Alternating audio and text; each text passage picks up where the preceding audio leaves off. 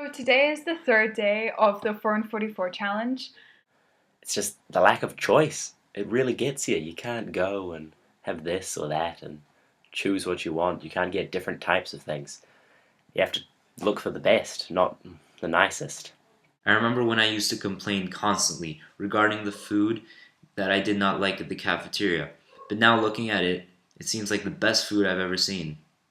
I'm really thinking that it's affecting me more and more as the week goes on. Like today, I was actually hungrier and more tired, and I kind of felt the restraints of not having more than 44 crowns to spend, even more than I have been the last 2 days.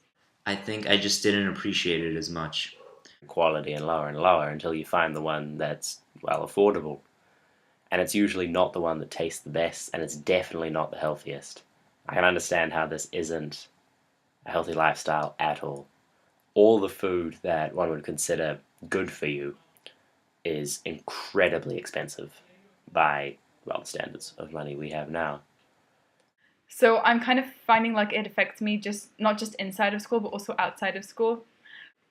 I'm especially when I'm walking into shops or when I'm walking around the streets, when I see people on the streets, I kind of begin to think of it from their perspective. Like I really understand how I can't even begin to understand it fully, but I really begin to understand in part how much they're suffering and how little they have to go on every day. So it really upsets me. You can't have all the things you want. You need to find what's most suitable, not what's most enjoyable. And I feel like that's the major challenge because that's incredibly different from the way I've been living my life. Every time I go to Bela, I don't get, well, the cheapest stuff. I get the biggest and the best and the nicest and most delicious. I just grab everything I can and will just dish out 200 or 300 crowns on it. And that's not a very good way to live my life. And this is really teaching me better ways to do it. Advertisements, to talk about those, I actually get jealous of the fact that these things on these big billboards like food, they really pop out to me.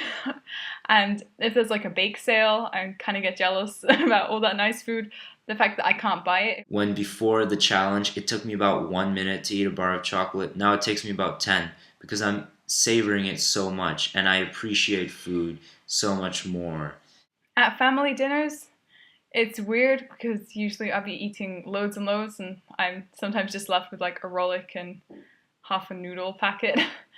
So I kind of start to notice it. It's really weird. I kind of really appreciate like all the food that I have now so far.